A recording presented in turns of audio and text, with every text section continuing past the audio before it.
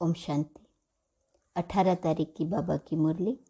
मीठे बच्चे, तुमने जीते जी बेहद के बाप की गोद ली है, उनकी संतान बने हो तो श्रीमत पर जरूर चलना है, हर डायरेक्शन अमल में लाना है। प्रश्न, सृष्टि की वानप्रस्थ अवस्था कब से शुरू होती है और क्यों? उत्तर, जब शिव बाबा इस ब्रह्मा तन में प्रवेश करते हैं तब से सारी सृष्टि की वानप्रस्थ अवस्था शुरू होती है, क्योंकि बाप सबको वापिस ले जाने के लिए आए हैं। इस समय छोटे बड़े सबकी वानप्रस्थ अवस्था है। सबको मीठे घर मुक्तिधाम वापस जाना है, फिर जीवन मुक्ति में आना है। वैसे भी बाप जब इस ब्रह्मा तन में प्रवेश करते हैं तो इनकी आयु 60 वर्ष की होती है। इनकी भी वानप्रस्थ अवस्था होती है। तो जब शिव बाबा ब्रह्मा बाबा के तन में प्रवेश करते हैं तब से सारी सृष्टि की वानप्रस्थ अवस्था शुरू होती है। गीत, मरना तेरी गली में, जीना तेरी गली में। ओम शांति। यह किसकी गली में आकर मरना होता है? मनुष्य चाहते हैं हम मुक्ति धाम में जाए, परमपिता परमात्मा शिव बाबा की विजय माला में पिरो जाए। बच्चे जानते हैं, जो भी मनुष्य मात्र की आत्माएं हैं वह बाप के गले का हार जरूर है। जैसे लौकिक बाप की रचना लौकिक बाप के गले का हार है। बच्चे बाप को, बाप बच्चे को याद करते हैं। वैसे वास्तव में जो भी आत्माएं हैं वह सब याद करती हैं परमपिता परमात्मा को। वह है हद का बाप, यह है बेहद का बाप। हर एक मनुष्य चाहते हैं हम मुक्ति प्राप्त करें, क्योंकि निराकार के गले का हार अर्थात मुक्ति और विष्णु के गले का हार अर्थात जीवन मुक्ति। बाप मुक्ति और जीवन मुक्ति दोनों देते हैं। बेहद के बाप के बच्चे बनेंगे तो उनके गले का हार होंगे। लौकिक माँ बाप के गले का हार है बच्चे। वह खुद माँ बाप भी किसी के बच्चे होते हैं। गाते हैं तुम माता पिता हम बालक तेरे। जब हम तुम्हारे गले का हार बनेंगे तब हम सदा सुखी रहेंगे। बेहद के बाप को याद करते हैं, परंतु उनके गले का हार कैसे बनेंगे वह आस रहती है।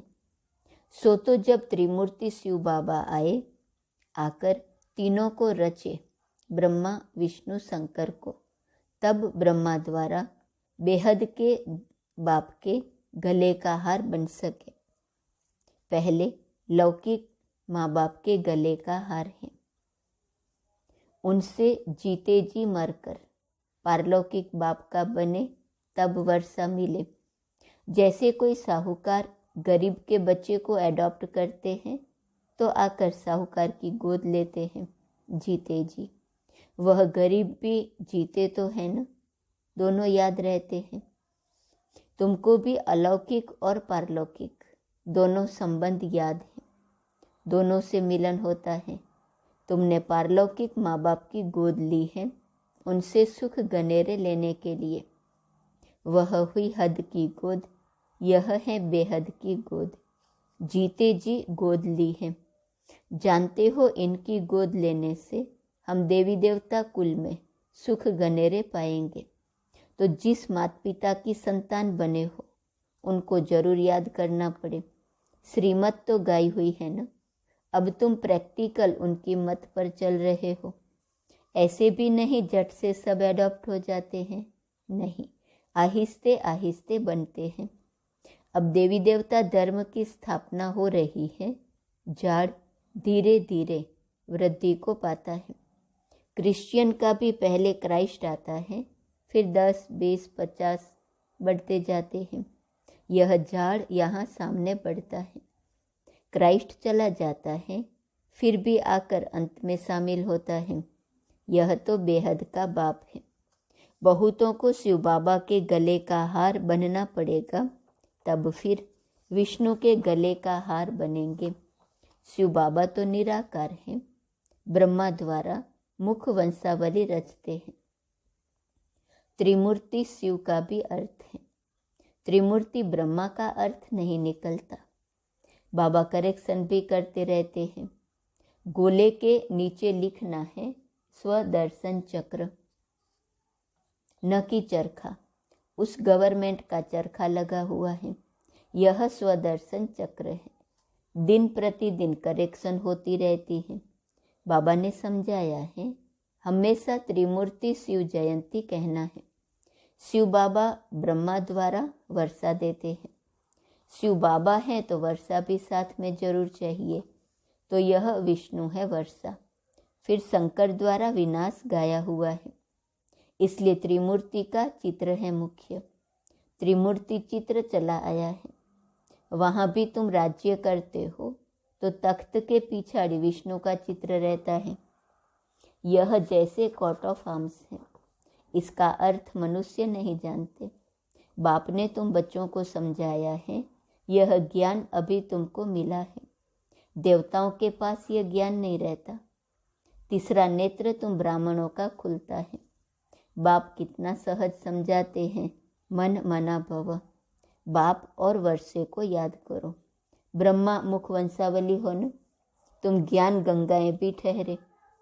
तुम हो ज्ञान सागर द्वारा ब्रह्मा मुख कमल से निकली हुई मुख वंशावली ज्ञान कुमार कुमारियाँ। तो तुम हो ज्ञान सागर के बच्चे। वास्तव में सच्चा सच्चा तीर्थ तो यह है, आत्माओं और परमात्मा का यह है सच्चा संगम। ज्ञान सागर और ज्ञान गंगाएं, यह बड़ी गुप्त समझने की बातें हैं। मोटी बुद्धि वाले यह नहीं समझ सकेंगे। उन्हों के लिए फिर सहज युक्ति है, शिव बाबा और वर्षे को याद करो इन द्वारा। यह बुद्धि में होने से खुशी का पारा चढ़ेगा।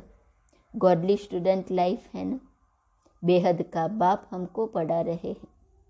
अभी तुम्हारी बुद्धि में राजयोग का ज्ञान है, जिससे तुम प्रारब्ध पाते हो। वहाँ इस नॉलेज की दरकार नहीं, दरकार यहाँ है। बाप कहते हैं, कल्प कल्प मैं आकर राजयोग सिखलाता हूँ। रचना के आदि मध्य अंत का राज समझाता हूँ कि यह चक्र कैसे फिरता है। महिमा सारी संगम की है, जबकि पतित पावन बाप आकर पुरानी दुनिया से नई दुनिया में ले जाते हैं। पुरानी दुनिया के विनाश के लिए तैयारियां हो रही हैं। देखते हो आजकल दुनिया में क्या हो रहा है। आज बादशाह हैं, कल मिलिट्री बिगड़ती तो बादशाह को भी कैदी बना देते हैं, कोई को भी मार डालते हैं। ऐसे बहुत केस होते रहते हैं। आजकल कोई बात पर भरोसा नहीं, दुख ही दुख है। आज किसको बच्चा हुआ खुशी होंगी, कल मर गया तो दुख है ही दुख की दुनिया। अब बाप नई सुख की दुनिया का लायक बना रहे हैं। बाप समझाते हैं, बच्चे तुम सो देवी देवता थे, अभी असुर बन पड़े हो। कल तुम देवताओं की महिमा गाते थे, अपने को पापी नीच कहते थे। कहते हैं हम निर्गुण हारे में कोई गुण नहीं, तो जरूर कोई पर तरस किया होगा। इन देवताओं को किसने गुणवान बनाया, यह अभी तुम जानते हो। परमपिता परमात्मा बिगर कोई देवता बना ना सके। मनुष्य बिल्कुल विकारी पतित बन पड़े हैं। बूढ़े हो जाते हैं तो भी विकार नहीं छोड़ते। नहीं तो कायदा है 60 वर्ष के बाद वानप्रस्थ लेना चाहिए। पहले ऐसे करते थे, 60 वर्ष के अंदर अपना बोझा उतार कर बच्चों को दे देते थे। अब 60 वर्ष की आयु में भी बच्चे पैदा करते रहते हैं। बाप कहते हैं, इनकी 60 वर्ष की आयु में बहुत जन्मों के अंत के जन्म में जब इनकी वानप्रस्थ अवस्था हुई, तब मैंने प्रवेश किया। तब इसने भी सब कुछ छोड़ा। बाप के आने से सारी दुनिया के लिए वानप्रस्थ अवस्था हो जाती है, क्योंकि सबको जाना है वापिस। इसलिए बाप कहते हैं, मामेकम याद करो। छोटा व बड़ा कोई भी रहेगा नहीं। बाप आकर सबको मीठा बनाते हैं। मुक्ति, जीवन मुक्ति दोनों मीठे धाम हैं। विनाश सबका होना है। हिसाब किताब चुकतू भी सबका होता है। सजा खाने में देरी नहीं लगती। जैसे काशी कलवट खाते हैं तो पापों से मुक्त हो जाते हैं, फिर नए सिर हिसाब शुरू हो जाता है। बाकी मुक्ति में एक भी नहीं जाते। वह समझते हैं शिव पर कुर्बान हो निर्वाण धाम चले जाएंगे। बाप कहते हैं वापिस कोई जा नहीं सकते। पुनर्जन्म तो सबको लेना है। यह पहला नंबर ही पूरे पुनर्जन्म लेते हैं, तो जरूर पीछे वाले भी लेंगे। तुमने 84 जन्म लिए हैं। शुरू से ही तुम्हारा पार्ट चलता है। तुम्हारा यह है कल्याणकारी लीप जन्म। इस जन्म में अथवा इस धर्माऊ युग में तुम धर्मात्मा बनते हो। वह सब है हद की बातें। वह है धर्माऊ मास, धर्माऊ वर्ष, और यह है धर्माऊ युग। यह लीप जन्म ब्राह्मणों का एक ही है। ब्राह्मण है चोटी, फिर तुम देवता बनेंगे। अब तुम जानते हो बाबा हमको गले का हार बनाते हैं। हम आत्माएं निराकारी दुनिया में रहती हैं। बाप खुद कहते हैं तुम जब अशरीरी थे तो मेरे पास रहते थे। अभी तुम समझ गए हो। हम पहले पहले सतयुग में आएंगे। वहाँ है देवी देवता धर्म। वहाँ पुरुषार्थ करने की जरूरत नहीं। पुरुषार्थ संगम पर ही किया जाता है।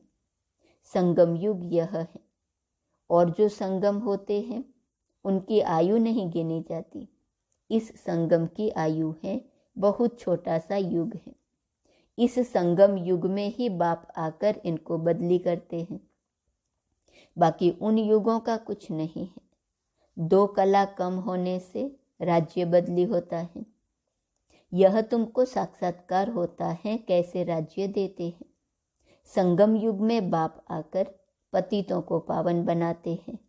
इसलिए इस युग की आयु जब से बाप आया है तब से गिनेंगे तो जरूर वह आया हुआ है।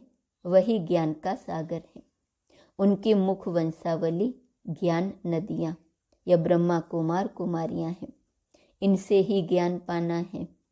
बाबा ने कहा है कोई ऐसी नई चीज बनाओ जो समझाना सहज हो। उसमें त्रिमूर्ति शिव जयंती लिखो। बाबा डायरेक्शन देते हैं, परंतु बनाने वाला होशियार चाहिए। इस ज्ञान यज्ञ में विघ्न भी किस्म किस्म के पड़ते हैं, फिर सर्विस ढीली हो जाती है। शिव जयंती आई की आई, बड़े धूमधाम से मनानी है। दिल्ली में तो बहुत धूमधाम हो सकती है। दोनों के कोट ऑफ आर्म्स दिखाएंगे। हम अपनी ईश्वरीय बात करते हैं। बाप है ही कल्याणकारी। बच्चे भी औरों का कल्याण करते रहते हैं तो बाप देखकर खुश होता है। बच्चे सर्विस करते हैं तो बाप खुश होता है। कहा जाता है चैरिटी बिगेन्स एट होम। मित्र संबंधियों को भी समझाना है, नहीं तो उल्हना देंगे। पॉइंट्स बहुत अच्छी मिलती है, चित्र भी अच्छे हैं। माला भी कितनी अच्छी है। रुद्र माला बन फिर विष्णु की माला बनती है। तुम ब्राह्मण हो, सच्ची सच्ची गीता सुनाने वाले। सच्ची सच्ची यात्रा का राज तुम समझाते हो। यहाँ बैठे तुम याद की यात्रा में रहो तो पाप भस्म हो जाएंगे। तमो प्रधान से सतो प्रधान बनने का और कोई उपाय नहीं। योग की बहुत महिमा है, मेहनत भी इसमें है। बहुत तूफान आते हैं, सहज भी हैं तो मुश्किल भी हैं। तुम्हारे योग तपस्या के भी चित्र हैं, राजाई का भी चित्र है। राजयोग से तुम देवता बनते हो। तुम राज ऋषि हो, वह हठ योग ऋषि है। तुमको नेचुरल जटाएं हैं। अभी हम सब बाबा के गले का हार हैं, सब भाई भाई हैं। बाप से वर्षा भी मिलता होगा। प्रजापिता ब्रह्मा भी गाया हुआ है। वह निराकार पिता, यह साकार पिता। शंकर के लिए दिखाते हैं, आंख खोली विनाश हुआ। शंकर को पार्वती गणेश आदि दिखलाकर गृहस्थी बना दिया है। अंधश्रद्धा बहुत है। बाप कहते हैं मैंने तुमको साहूकार बनाया था, तुमने मंदिर बनाकर, शास्त्र बनाकर, दान कर, फालतू खर्चा करते करते दुर्गति को पा लिया है। यह भी ड्रामा में नूंद थी, तब तो बाप बैठ समझाते हैं। बाबा तुमको त्रिकालदर्शी बनाते हैं, तीनों कालों का ज्ञान तुम्हारी बुद्धि में है। अच्छा, मीठे मीठे सिकिलदे बच्चों प्रति माता पिता बाप दादा का याद, प्यार और गुड मॉर्निंग। रूहानी बाप की रूहानी बच्चों को नमस्ते। हम रूहानी बच्चों की रूहानी बाप को नमस्ते नमस्ते नमस्ते। धारणा के लिए मुख्य सार। पहली पॉइंट, यह धर्माव युग है। इस समय धर्मात्मा बनना है, सबका कल्याण करना है, मुक्ति और जीवन मुक्ति में चलने का रास्ता बताना है। दूसरी पॉइंट, हमारी यह गॉडली स्टूडेंट लाइफ है। बेहद का बाप हमको पढ़ा रहा है, इस खुशी में रहना है। वरदान, योग की करंट के वाइब्रेशन द्वारा किले को मजबूत करने वाले यज्ञ रक्षक भव। जैसे ब्राह्मण फैमिली बढ़ाने की प्लानिंग करते हो, ऐसे अब यह भी प्लान करो जो कोई भी आत्मा ब्राह्मण परिवार से किनारे नहीं हो जाए। किले को ऐसा मजबूत बनाओ जो कोई जा ही नहीं सके। जैसे चारों ओर करंट की तारें लगा देते हैं, तो आप भी योग के वाइब्रेशन द्वारा करंट की तारें लगा दो। जब इस यज्ञ के किले को अपने योग के पावरफुल वाइब्रेशन द्वारा मजबूत बनाने का संकल्प इमर्ज हो, तब कहेंगे यज्ञ रक्षक। स्लोगन, ज्ञानी तो आत्मा वह है जिसका कर्म साधारण होते भी स्थिति पुरुषोत्तम हो। ओम शांति। आज का स्वमान है, मैं जागती ज्योति हूँ। दाता विदाता वरदाता की पॉइंट है। दाता के बच्चे, वरदाता के बच्चे अपने वरदान की शक्ति से, ज्ञान दान की शक्ति से भिखारियों को माला माल बनाओ। आज के दिन इन आत्माओं के ऊपर विधाता और वरदाता के बच्चों को तरस पड़ना चाहिए। जिन आत्माओं को ऐसा तरस पड़ता है, उन्हों को ही माया और विश्व की ऐसी आत्माएं नमस्कार करती हैं। इसलिए अब तक भी दीपक जगाते हैं, जब लाइट जलाते हैं तो नमस्कार जरूर करते हैं। तो ऐसी जागती, ऐसी ज्योति जगी हुई आत्माओं की यादगार अभी तक भी कायम है। मैं जागती ज्योति हूँ। ओम